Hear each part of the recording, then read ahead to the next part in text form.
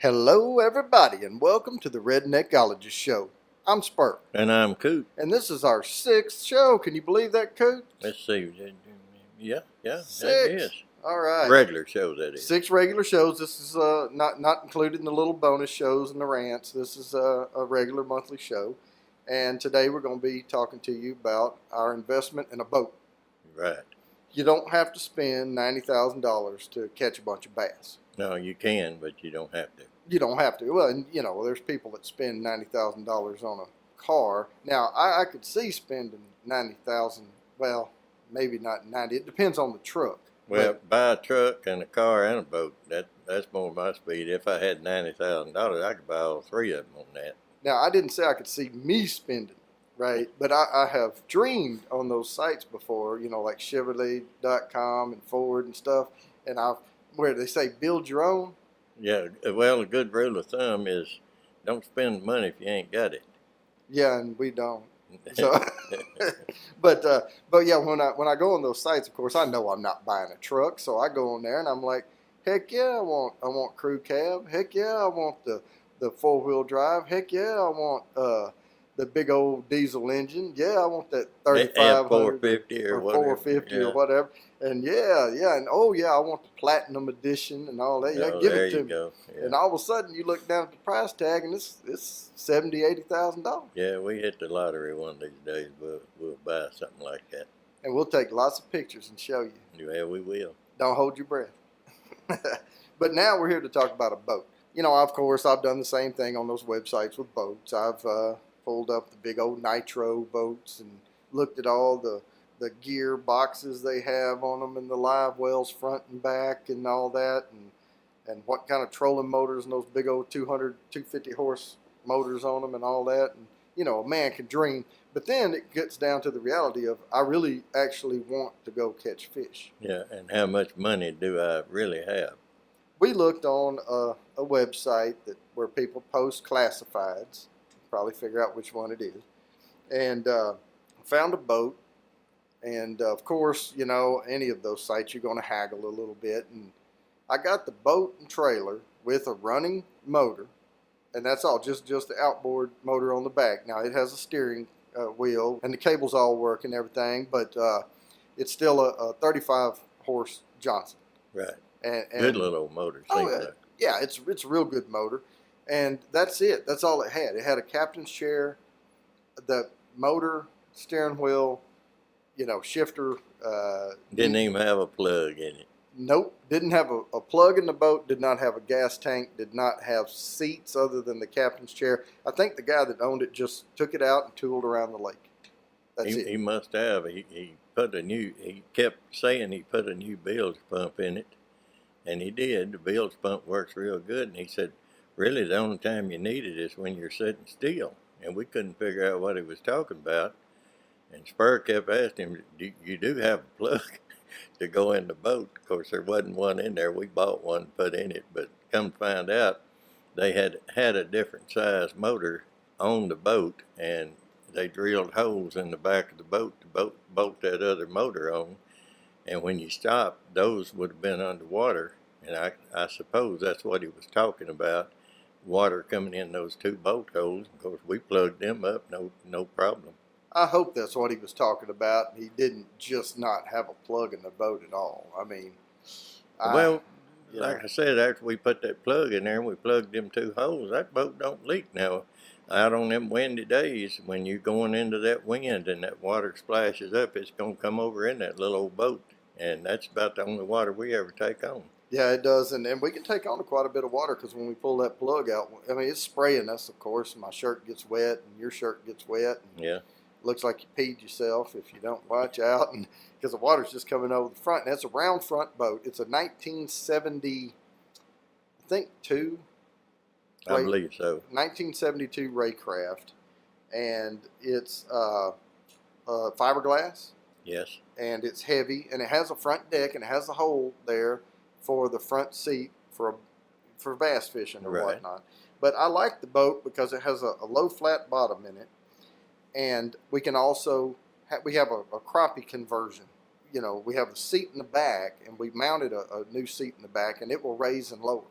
So we can lower it down and we can have more like a panfish boat, and then put a cushion on that front deck and sit right there on that front deck, and it's like you're sitting down in a panfish boat. Oh yeah, we're gonna pan fish too. And of course, it's good for catfishing. So let's talk about what all we added to it. We started off, and we're going to tell you our mistakes so you don't make them. But I spent $1,700 on the boat. I spent $45 a piece or something on two 6-gallon gas tanks. They didn't last. Those gas tanks are Portable, yeah. common brand name that you can get at Walmart or whatever, but they're really lightweight plastic, and when they sit out in the heat, they swell.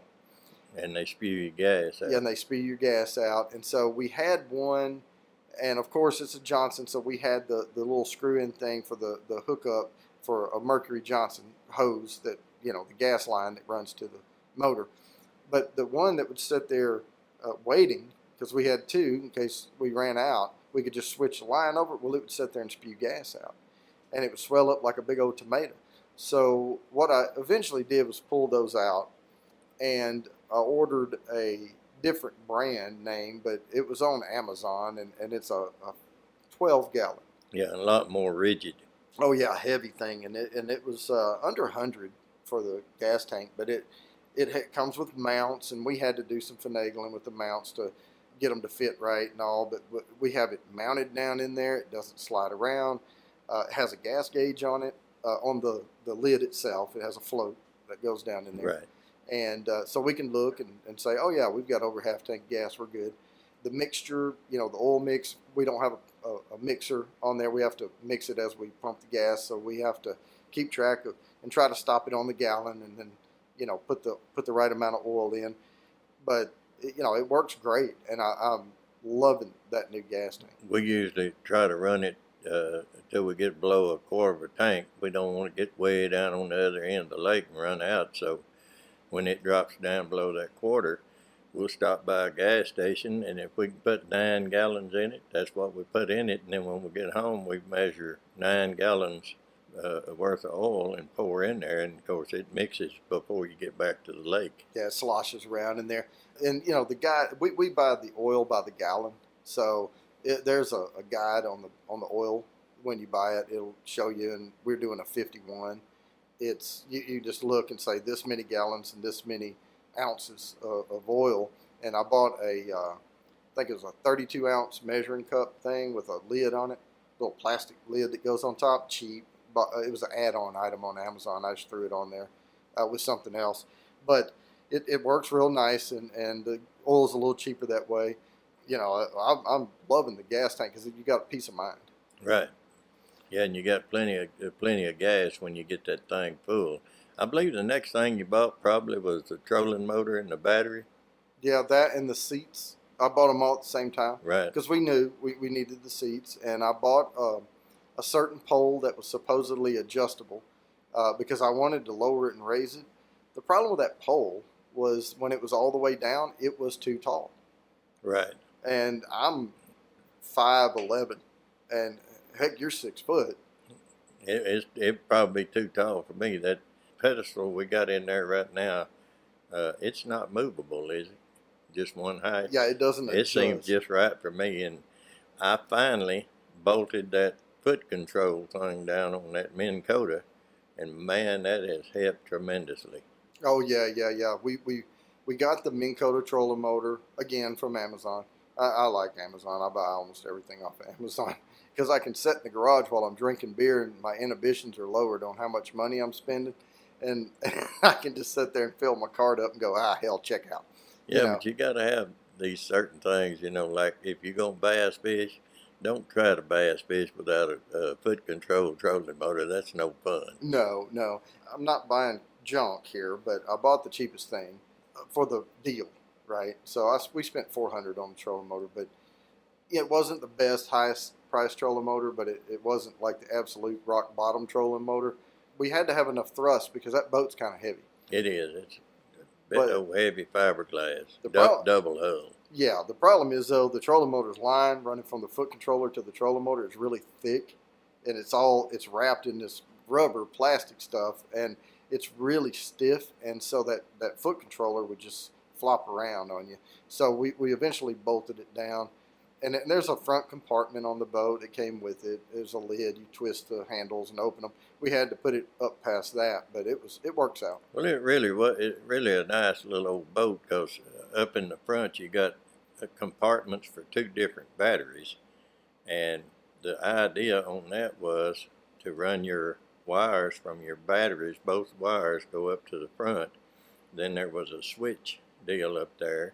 You could be running on the right battery, and when it starts getting low and your trolling motor, not pulling as good and all, you can kick that little old button and you running off the left. But we kind of had to rewire all that stuff. Right, and we have the trolling motor hardwired into one single battery, but I bought the biggest dang battery they had that would fit in that hole. Well, it was the biggest one they had. Luckily, it fit. Yeah, it does as well all day long. Yeah, and we have a marine charger. It's a deep charger, and I got it for free from Amazon, but that's a whole other story. Anyway, we found another battery here. I still don't know where that battery came from, but we're getting to that one. But so after that, we had the seats in. We put the rear seat in, the front seat, and we put a red ice chest in there. It was 20 inches long. I'll post a picture. I posted it before on another video of the bass, the 2 bass laying on the 20-inch ice chest, and that 24-inch bass is hanging off both ends of it. And but I'll post that picture again so you can see it, but along with this video. But what we did was we took that little red ice chest, and I say little, it's medium, and we put another bilge pump down in there, submersible thing, and then we ran the wires out, and we use house electrical plugs in the boat. So we wired a plug in for the trolling motor, so we can just plug it in with a like a 120 prong, house And you plug. can't plug it in backwards because it's got that polarized plug, and if you wire it up right, then your positive's going to be on the big plug and your negative on the little.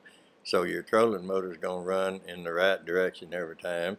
The bilge pump is going to pump out instead of sucking in. Right. And so we got that. So when we plug it in, we have PVC running up from it and along the back of that ice chest, and we drill little holes in the PVC so it would jet water back down into it. It's all inside the ice chest, too. And when you plug it in, you can hear it, wow, wow, wow, and that water's gushing back down in there. But it aerates the water, and it keeps fish alive. Yeah, it's not going to work as good this summer. In fact, we're probably going to have to maybe pull that conversion kit out and get ready to throw some ice in. And if the fish is big enough to keep and you want to keep him, throw him in the ice. Yeah, and we have a bigger ice chest we're going to use for that. Put a 20-pound bag of ice in there for crappie. Yeah. Well, Spur made the comment a while ago about he didn't know where that battery came from, and what our idea was to get all the load. We were running trolling motor, we were running that aerator, and running the depth finder all off of one battery. And we found this battery out here. It was charged up pretty good. We went ahead and charged it up to 100%. I set it over in the other compartment and re-ran the wire from it to the depth finder and to the aerator. Aerator, yeah. And so we haven't even charged it. I mean, we've ran it 3 times now without even charging it, because we're not using the depth finder right now, the fish finder, because we're bass fishing. So we know where to get the bass right now. Yeah, we've looked up on some spots, and we remember where they're at, and certain points and road beds. And they're biting shallow. Yeah, so. Right now. And in fact, we went the other day, and what were we out there, 3 hours? It was 6:30 to 9. Okay. 2.5 hours. And we like 1 fish limiting out. Yep. I mean, they were jumping in the boat. Now, we caught a lot more than that, but we try to be legal, and if they're under the inch limit, we put them back. Yeah, and 14, they have to be 14 inches long here. And there's a lot of places where we catch, they'll be on a point, and they're very active. And you can throw in there, and you might catch a 15-inch bass, you might catch a 17-inch bass, or you might catch an 8-inch bass. Right. And we pull in a lot of 10s and 12s. Yeah, and them little rascals can tear your bait up, too. Oh, they will tear. We use a lizard, like a plastic worm, and we hook it Texas rig, where the slip sinker is bouncing off the head of that thing. We use mustad hooks. No, we don't. What? Yeah, they're mustad. Yeah, mustad. Yeah, there was an eagle claws. What I was thinking I was using, and then we switched because man, these things are sharp, and they have a really good barb on them, and you can just tell it's a heavier, better hook. Yeah, if you use a mustad hook, you better have your good pair of needle nose. Yeah, because it's going when you sink that thing in, you're you got hooking to that tear mess. that hook out of there. Yeah, so we use those, and we use these June bug colored lizards. So it's basically a worm, but it has little legs on the side. Yeah, we go have a lot of fun with them bass. Oh yeah, and it seems to me, I mean, I've tried different colors. I've tried playing with the colors. June bug just works well. Right, and like Spurs said, we probably caught 20 bass. And time we got through culling and throwing back the smaller ones, we came out with 9, which we're allowed five each. Yeah. So let's get back to the boat here. So we have the gas tank. Already had the motor. We have the seats. We have and we bought it. You bought me a depth finder for my birthday. Right. Yeah. And so we hooked it on there. We also we talked about the conversion on the ice chest, and the latest thing we've done is bought these rod holders. And these rod holders, bought them off of Amazon.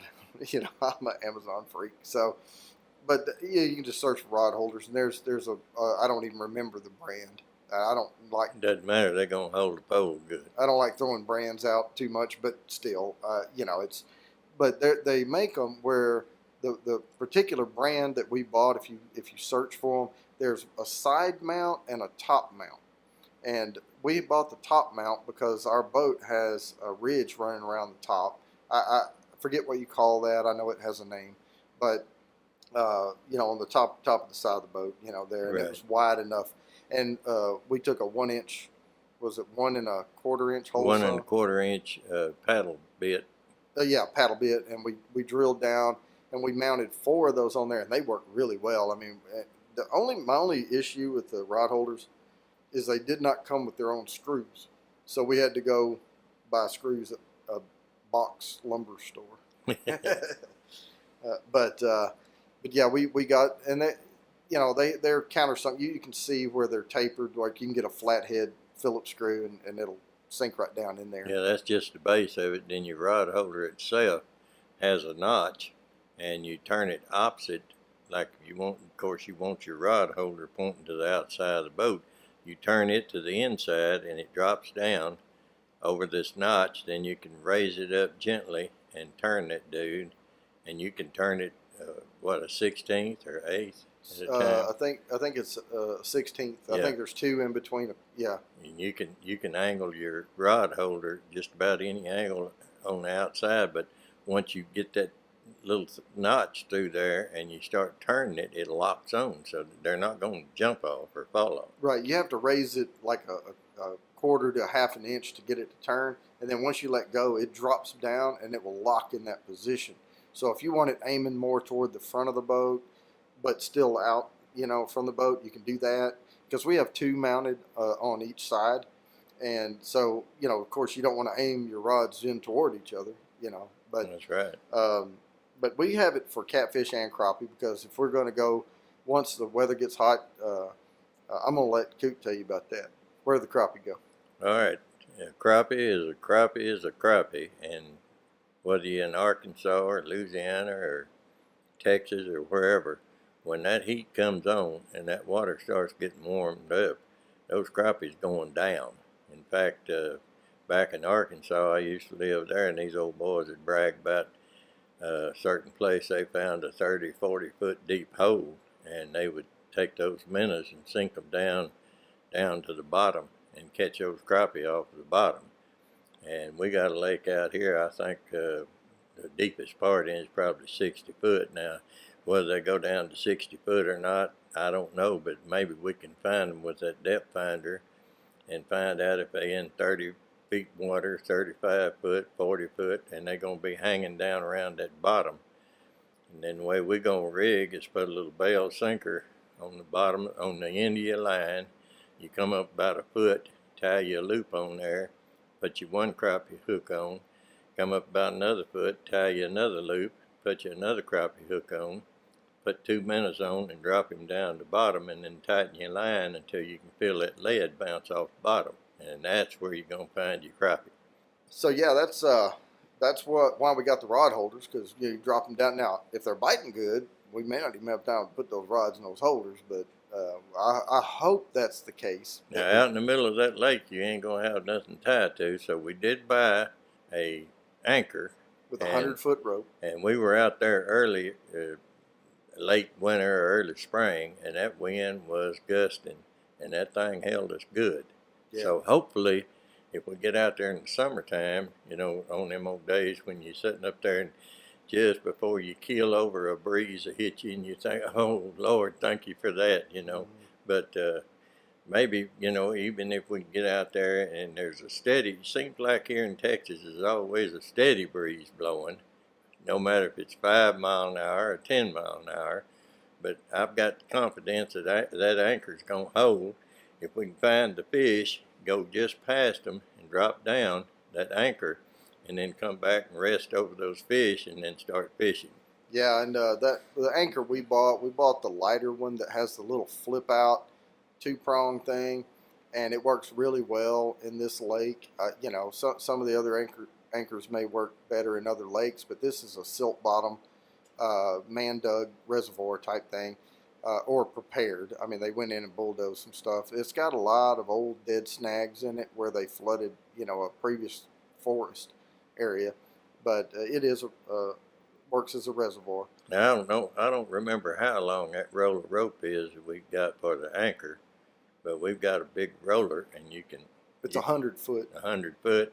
So the point I was going to make was, if you drop your anchor down and say the crappie's getting real slow, or maybe you catch them all out of that area, instead of pulling up and moving, let you about 10 or 15 more foot of rope out and back on off a little bit. Because if that boat goes from side to side, which it's going to do in that wind, there's no harm in that. Just let those leads bounce, you know. And when that crappie sees that minnow, he's picking and grab it. Oh yeah, yeah. So, and the reason I bought a 100-foot rope is because I was reading about the lake online, and they detail everything about the lake, and they say at the deepest point it's 60 foot. So if we anchor down in the deepest part right off that dam, I wanted to make sure I had enough rope to hit and give us a little give. Yeah, a little leadway.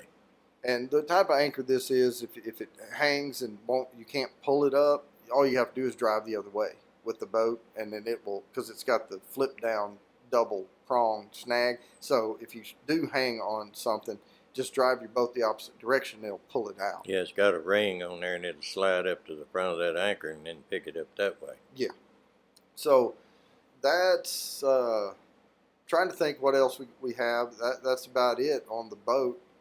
But it's a great boat. I mean, we've got the rod holders now. We don't use them for bass fishing, but we do use the trolling motor, which we won't use for crappie fishing a lot of times, because unless they're up shallow. But we're just not fishing for them shallow. We're catching too many bass right now, and pound for pound, I can catch 10 bass, and I'd need a whole bunch of crappie, you know, to make that amount of meat. And I like bass just as well as I like crappie fried. Yeah, and a lot of you out there may argue that the crappie tastes better, and I'll agree with that. I mean, to me, they taste better. But like Spur said, if you can go out there and catch your limit on bass in 2.5 hours, hey, go for it. Yeah, and some people like to make a day of it. I do too, here and there when the weather's right. But we're in Texas. Well, that's another thing too. I think we have fished one afternoon, and you took some time off, and we rented a little cabin and went over there, and we didn't get to fish that morning. We didn't get out there. It was pouring down rain, and we wait till 11:30, 12 o'clock. Well, that's when we ate. Now, I don't think we got out there till 1. Well, by the time we got out there, and then I think we probably fished till about an hour and a half before dark. But we do have running light, and we got an anchor light. That's the other thing we bought for it. It had an anchor light that came with it, but the boat didn't have a running light. And the sockets are already there, and he ordered a running light, stuck it right in there, and bang, the light came right on. So that's all you can ask for. Yep. we got our oil mix right. Let's talk a little bit about that oil mix, because that motor, when it was cold, we were having a hard time getting it to turn over. And some people will tell you that you don't worry about getting a little too much oil in the gas. I will agree with that to a point. Don't worry about getting a little too much oil, a little. But if you get far too much oil, because what we ran into is we thought the tank was 15 gallons when I bought it, and it was only 12. So we put enough oil in there for 15 gallons, and then we pumped. It only held 11 and a half or something like that. Yeah. So we thought, well, at least it's too much oil. The problem is, too much oil, it's harder to turn that motor over. When that motor's cold and that piston comes up with all that oil and that gas. Now these newfangled ones, man, they'll sound like when you're cranking on them, they got to slow down to run. But this thing here, well, it's the same way. Once it ever kicks over and hits, then that little old starter will really spin it. But when that motor's cold and all that too much oil in this particular motor, it piston runs up the top and just hangs up, and you got to let off the starter and back on it, and finally it'll hit. And once it hits and rolls over, hopefully you choke it right and everything, keep it running.